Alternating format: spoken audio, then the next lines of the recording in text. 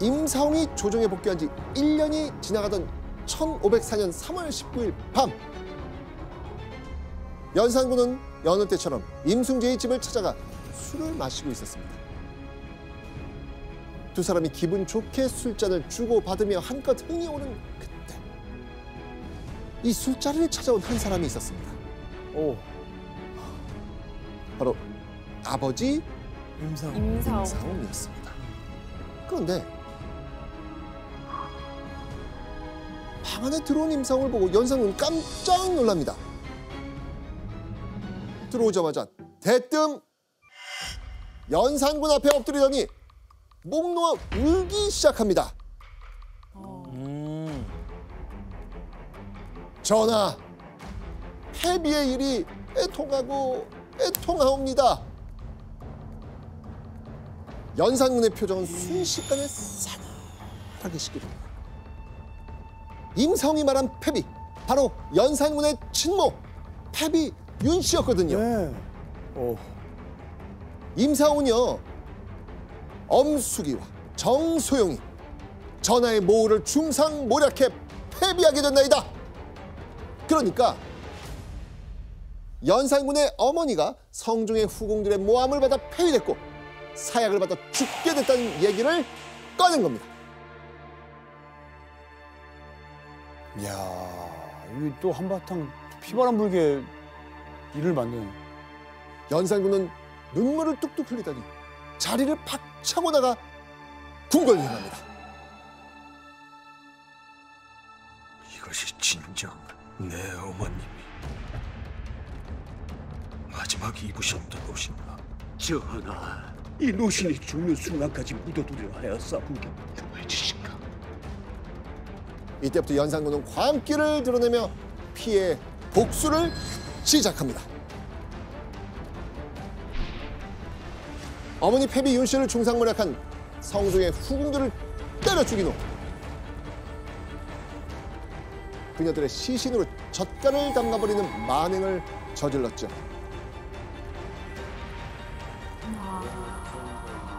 그리고 패비 윤 씨의 폐위에 동조했거나 방관한 조정 신료들까지 하나 둘 죽여나갑니다. 자, 끔찍한 사건 무엇이라 불렀죠? 그 무엇 하면 이제 갑자사. 맞습니다. 조선 최악의 사화, 갑자사화. 이때 죽거나 유배당한 이가 무려 200여 명에 달합니다. 연산군은 심지어 이미 세상을 떠난 관계자들의 목을 잘라 효수하는 부관 참시까지 일삼았죠. 조선에 불어닥친 이 끔찍한 피바람의 원흉이 바로 임사홍이었던 겁니다. 연산군은 그 임사홍의 말을 그냥 철석같이 믿고 그렇게 사활을 벌인 거예요? 임사홍의 위치를 잘 생각을 해보면 그의 부인은 효령대군의 손녀, 그리고 그의 며느리는 공주, 옹주들이었잖아요. 그러니까 궁궐 안에 있는 내밀한 일을 누구보다도 더 잘 알 수 있는 위치에 있었던 게 임사홍이니까 임사홍이 했던 말을 연산군이 많이 신뢰했을 것 같고요. 또 한편으로는 연산군의 입장에서는 이 시기에 절대적인 권위를 확보하고자 했던 의지가 있었고 이 사건을 그런 용도로 활용했던 측면들도 있습니다.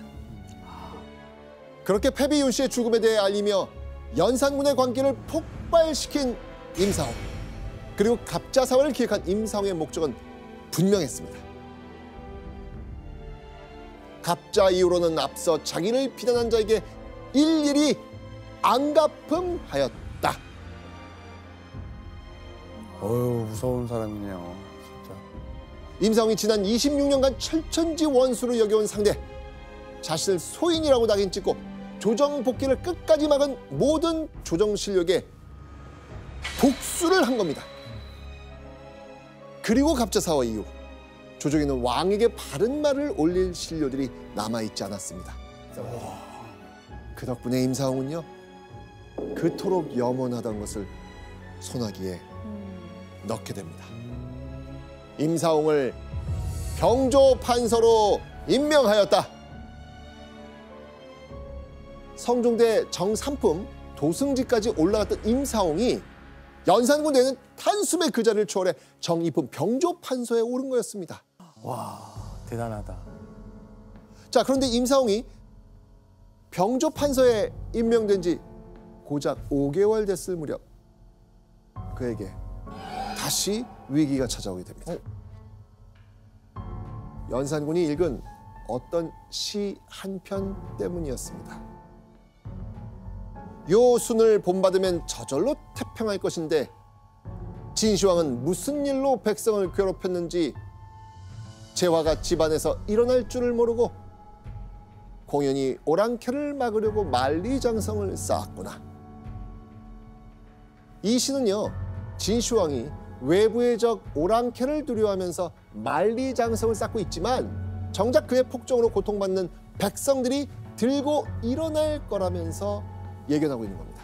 사실 이 시는요, 진시황의 빗대 연산군을 아주 신랄하게 욕하는 내용이었던 것이죠. 그런데 여러분들, 이 시는 대체 왜 임사홍에게 위기가 되었을까요? 이 시를 쓴 주인공을 만나시면 그 이유를 아시게 됩니다. 임희재. 아들 아니에요? 바로 임희재는 임사홍의 네 아들 중 차남이었습니다. 당연히 임희재의 시를 읽은 연산군은요, 길길이 날뛰며 분노합니다. 그리고 이때 연산군은 임사홍에게 섬뜩한 질문을 던집니다. 무섭다. 큰일 났다. 임희재가 불경에 내가 죽이려 하는데 그대의 뜻은 어떤가? 죽이려고 하든 안 하든 이런 질문을. 그러자 임사홍은 소신의 아들은 원래부터 성품과 행실이 불순했습니다. 가까스로 되찾은 권력을 잃을까 두려웠던 임사홍이 아들의 행동은 원래부터 불순했으니 뜻대로 처벌하시라고 말한 거예요. 야, 아버지인데 근데 그렇게 안 하면 다 그렇게 안 죽으니까. 하면은 자기도 죽고 뭐 다 죽으니까. 자, 그렇다면 아버지에게 버림받은 임희재, 이거 어떤 처벌을 받았을까요? 몸을 여러 갈래로 찢는 극형, 능지처사에 처해집니다. 우와. 진짜요? 그렇게 아들 임희재가 죽던 그날, 임사홍은 과연 어땠을까요? 아들 임희재가 피살되던 날에도 평일과 다름이 없이 그의 집에서 연회를 베풀고 고기를 먹으며 풍악을 울렸다. 아들이 갈갈이 찢겨 죽는 능지처사가 집행되던 그날, 임사홍은 평소처럼 집에서 잔치를 열고 지인을 초대해 놀았다는 겁니다. 이게 너무 미쳐있는 느낌. 하지만 이날 벌어진 일은요, 실제로 조선 왕조실록에 기록된 내용입니다. 임사홍은 권력을 지키기 위해서라면 자신의 핏줄조차 끊어낼 수 있는 냉혈한이었던 겁니다. 교수님, 그 임사홍은 왜 이렇게까지 했던 거죠? 첫 번째는 임희재가 아버지와는 다른 길을 걸었던 그 한 가지가 있고, 또 하나는 연산군이 이날 임사홍 집을 엿보게 했다는 거예요. 근데 실제로 가서 보았더니 연회를 베풀고 술을 마시는 이전과 다름없는 모습을 보였다는 것이죠. 그런 측면에서 봤을 때 한편으로는 연산군에게 잘 보이기 위해서, 또 한편으로는 자신과는 다른 길을 갔던 아들을 버리는 어떤 입장에서 임사홍이 이런 태도를 취했던 것 같습니다. 갑자사화로 간언하는 조정신료들을 제거하고 절대 권력을 손에 넣은 연산군. 그는 그 권력으로 극악무도한 짓까지 벌이기 시작합니다.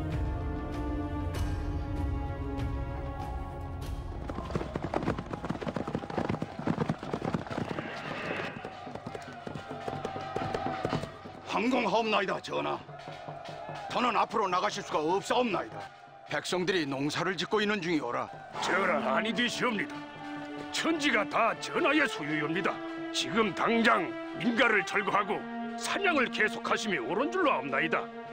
그리하셔야 만 백성들이 전하를 두렵게 여길 것이옵나이다.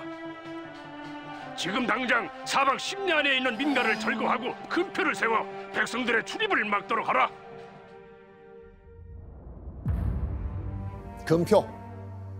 금표는 이곳에 들어오지 말라, 출입을 금지한다는 편말이었습니다. 폭군 연산군대에 벌어진 대표적인 악행 중 하나로 꼽히는 게 바로 이 금표였죠.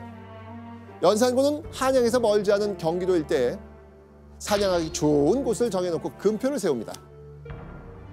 그렇게 민가를 쓸어버린 땅에 짐승을 풀어놓고 사냥터로 사용한 것이죠. 그렇게 도성 사방 100리에 이르는 곳곳에 금표가 세워집니다. 100리는 지금으로 치면 약 한 40km. 40km. 어마어마한 거리죠. 그런데 혹시라도 그 넓은 영역 안에 잘못 들어가기라도 한다면 사형에 처해질 수도 있습니다.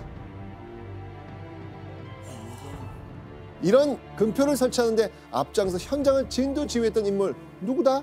임사옹. 네, 바로 임사옹이었습니다. 사냥을 좋아하는 연산군을 위해 임사옹은 백성들의 집과 논밭을 빼앗고 삶의 터전에서 쫓아내버린 겁니다. 하루아침에 갈 곳을 잃고 추위와 배고픔에 지친 백성들의 시신이 길가에 질비했을 정도로 당시 상황은 정말 참혹했다고 합니다. 연산군의 환심을 사 권력을 유지하고 더 높이 올라가고 싶었던 임사옹. 그는 연산군의 욕망을 위해 또 다른 임무도 맡게 됩니다. 기생이라고 하기엔 귀한 것이, 또 그렇다고 간택이라고 하기엔 천하면서 이거 참 어찌 설명을 하면 좋을까?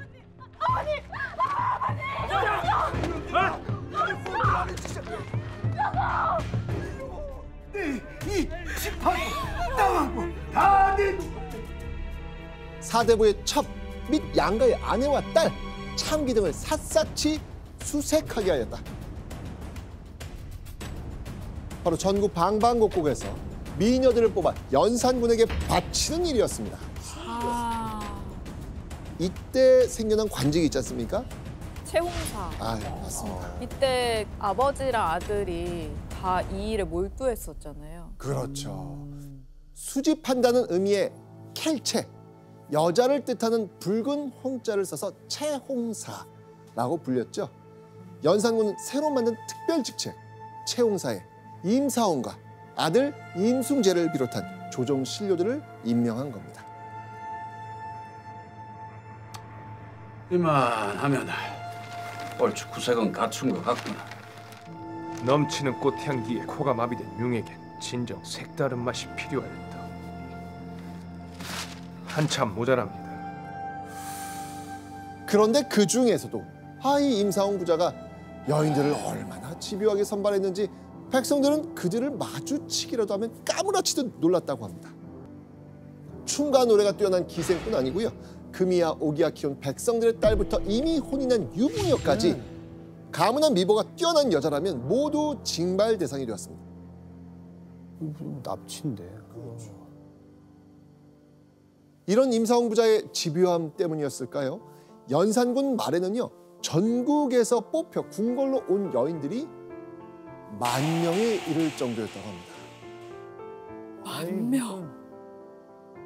당시 임사옹 부자의 모습을 표현한 조선왕조실록의 기록이 있습니다. 작은 소인 숭재, 큰 소인 사옹이여, 천고의 으뜸가는 간용이구나. 임사옹 부자를 1000년이라는 세월을 뒤져봐도 제일 가는 간사하고 흉악한 인간이라고 욕하고 있는 겁니다. 연산군은 임사옹 부자를 특별 대우하면서 노비 그리고 곡식과 같은 재물을 수시로 하사했다고 합니다. 또 연산군은 임사옹에게 넓을 활에 치아를 뜻하는 치자를 써서 활치옹이라는 별명을 지어주기도 합니다. 이 치아 사이가 넓게 벌어진 임사옹에게 별명을 지어서 친근함을 표현했던 겁니다. 그런데 임사옹이 막강한 권세를 손에 넣은 지 1년이 넘었을 무렵 임사옹은 갑작스럽게 자신의 정적 파트너를 잃게 됩니다. 연산군의 총애를 바탕으로 임사옹의 기사회생을 도왔던 인물 누굽니까? 아들. 누구? 임순재. 바로 그를 가장 닮은 아들 임숭재였습니다. 이 임숭재가 죽은 거예요. 이때 임숭재가 임종 직전 남긴 충격적인 유언이 있습니다.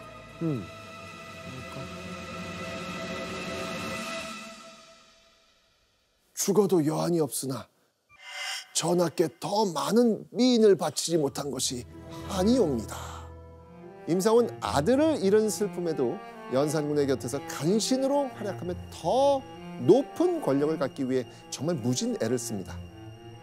정이품 2조 판서에 임명된 임상훈은 불과 3개월 뒤 삼정승 바로 아래 좌참찬의 자리까지 오르게 됩니다. 그렇게 임상훈은 날개를 단 듯 조정에서 계속해서 승승장구합니다. 이제 임상훈을 기다린 건 왕 아래 최고의 위치 정승뿐이었습니다. 그리고 그 자리는 당연히 나의 것이라고 생각하지 않았을까요?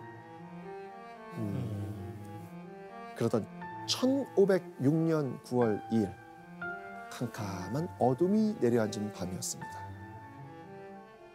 여느 때처럼 두 다리 쭉 뻗고 편안하게 숙면을 취하고 있던 임상훈은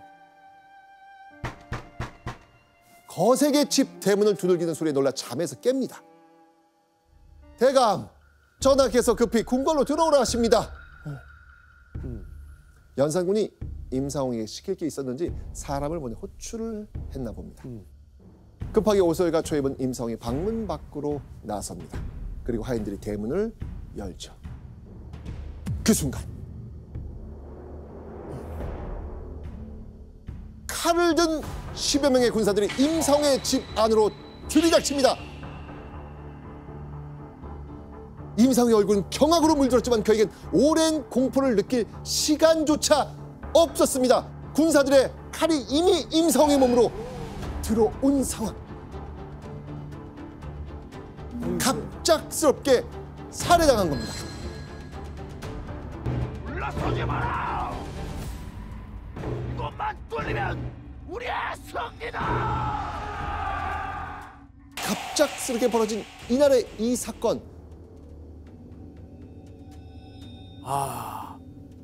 오래 갈 줄 알았던 연산군의 마지막 중종반정 때 이제. 아, 맞아. 연산군의 폭압에 견디지 못한 조정 신료들이 반정이라는 최후의 카드를 꺼내든 겁니다. 그리고 이때 반정군이 폭군 연산군보다 먼저 찾아갔던 인물, 바로 당대 최고의 간신으로 원망을 사고 있던 임상홍이었습니다. 연산군보다 먼저 찾아갔어요? 야. 연산군의 곁에서 권력을 차지한 폭군의 수족 임상홍은 반정을 성공시키기 위한 제거 리스트에 상단을 차지하고 있었던 겁니다. 연산군보다 더 싫었나 봐요. 그렇게 반정군의 손에 무참히 살해당하게 된 임상홍. 많은 새도 떨어뜨리는 권세를 자랑하던 임상홍의 허망한 죽음이었습니다. 갑자사화 이후 권세를 누린 지 고작 3년 만의 일이었습니다. 중종반정 세력은 이 임상홍을 죽인 걸로 끝내지 않죠? 네, 반정이 일어난 지 한 20여일 정도 지난 다음에 임상홍을 부관 참시시키자고 요청을 해서 부관 참시가 됩니다. 임상홍에 대한 원한이 그만큼 컸던 것을 의미하고요. 사실 이때 의금부에서는 임상홍뿐만 아니라 임숭재까지도 부관 참시를 해야 된다라고 요청을 했어요. 하지만 중종은 자신의 여동생이기도 한 휘슬공주의 남편을 차마 부관 참시하라고 명을 할 수가 없었던 것이어서 임숭재는 면하고 임상홍만 부관 참시 당했던 거죠. 개인의 복수를 위해 연산군을 부추겨 갑자사화를 일으킨 임상홍. 자신의 조정복귀를 반대한 신료들에게 했던 복수 그대로 임상홍도 돌려받은 겁니다. 끊임없이 권력을 줬던 임상홍은 성종대에는 소인으로, 연산군대에는 폭정에 부역한 간신으로 이름을 남깁니다. 만약 임상홍이 자신의 능력을 사리사욕을 채운 데 쓰지 않고 나라 백성을 위해 사용했다면 과연 그 결과는 어떠했을까요?